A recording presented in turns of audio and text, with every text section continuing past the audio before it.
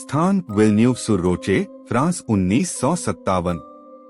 विल्न्यूव-sur-रोचे का सेंट मेरी boarding school कभी फ्रांस के सबसे प्रतिष्ठित ईसाई कॉन्वेंट स्कूलों में गिना जाता था, लेकिन अब वहां की दीवारें नम हैं, प्रार्थनाएं खोखली लगती हैं और रात में कोई चलता नहीं, पर सीढ़ियां चूं-चूं करती हैं। 12 साल की अनाथ एलिसिया जब वहां दाखिल होती है तो वह चुप है, बहुत चुप। बाकी लड़कियां डरती हैं उससे। वो दीवारों से बातें करती है। वो हमेशा दरवाजे के पीछे देखती है, जैसे कोई खड़ा हो। एक नन, सिस्टर मार्गोज, एक रात गलियारे में सफाई करते हुए एक दीवार की दरार से फुसफुसाहट सुनती है, मैं अब बाहर आना चाहती हूँ। वह डर जाती है। सुबह उसे मृत पाया जाता है, चेहरा डर से जकड़ा हुआ, हाथ में एक टूटा क्रूस। मदर क्लेयर कहती हैं, यह सिर्फ मानसिक तनाव है। हमने कई लड़कियां खोई हैं, लेकिन आत्माएं नहीं होती। पर उस रात प्रार्थना घर के अंदर सारी मोमबत्तियां एक साथ बुझ जाती हैं। एक पुरानी तहखाने जैसी जगह साफ करते समय एलिसिया को एक काली किताब मिलती है, जिस पर लिखा होता है, लिबेरा मी एक्स टेनेब्रिस, मुझे अंधकार से मुक्त करो। वह उसे पढ़ने लगती है। उसी रात वह सपने में देखती है एक नन जिसकी आंखें नहीं हैं, मगर वो देख रही है। उसके हाथ उल्टे मुड़े हुए हैं और वह फर्श पर रेंगती है। सुबह उठने पर एलिसिया का माथा जला हुआ होता है, जैसे किसी ने उस पर कुछ छापा हो। सीसीटीवी कैमरे जो स्कूल में बाद में लगाए गए में दिखता है कि एलिसिया रात को उठकर प्रार्थना हॉल जाती है, दरवाजा अपने आप खुलता है और वह किसी अदृश्य उपस्थिति से बात करती है। वेटिकन इस पर गंभीर होता है और भेजता है सिस्टर एलिना, जिसने पहले भी वलक जैसे राक्षसी आत्माओं के खिलाफ युद्ध किया है। एलिना कहती है, अगर ये वही है जो मुझे लगता है, तो यहाँ सिर्फ एलिसिया नहीं, इस जगह की आत्मा भी कब्जे में है। सिस्टर एलिना को मिलती है सिस्टर अमेली की पुरानी डायरी, जिसने खुद को जला दिया था। डायरी में लिखा है, हमने गलती की, हमने उसे कैद नहीं किया, सिर्फ सुलाया था। वह अब किसी मासूम को ढूंढ रहा है जहां वह पूरी तरह समा सके। वह स्थान था सेंट मेरी स्कूल, और वह बच्ची एलिसिया। एलिसिया अब आंखों से खून रोती है, पर दर्द महसूस नहीं करती। उसकी आवाज दोहरी हो गई है।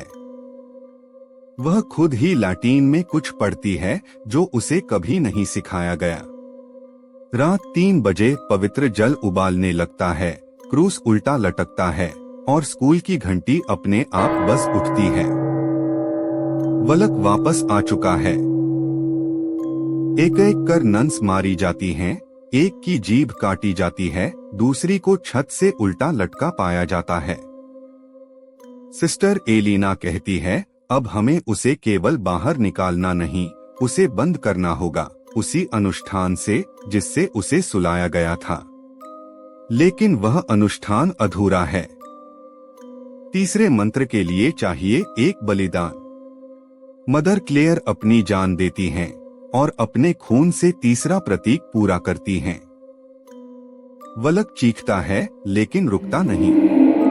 उसका पूरा चेहरा अब एलिसिया में बदल चुका है, एक मासूम बच्ची के शरीर में दुनिया की सबसे खतरनाक आत्मा। एलिना आखिरी कार्ड निकालती है, फेथ। वह उसे पकड़कर जोर से चिल्लाती है, तू केवल डर है, लेकिन मैं आशा हूँ, मैं विश्वास हूँ। वलक काम पता है, आग जल उठती है और एलिसिया की चीखों के बीच वह फर्श में समा जाता है। स्कूल फिर से शुरू होता है। एलिसिया ठीक है।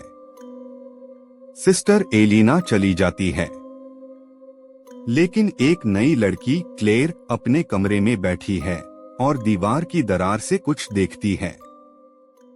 काली घूंघट वाली नन जो मुस्कुरा रही है, और फिर वही गूंजता है, वलक नन क्वम मोरितूर वैलक कभी नहीं मरता।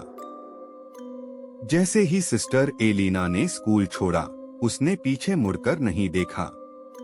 सेंटेमरी में अब सब सामान्य था। प्रार्थनाएं फिर से गूंज रही थीं, बच्चियां खेलने लगी थीं और एलिसिया अपनी क्लास में मुस्कुरा रही थी। लेकिन यह शांति वैसी ही थी जैसी तूफान से पहले की होती है।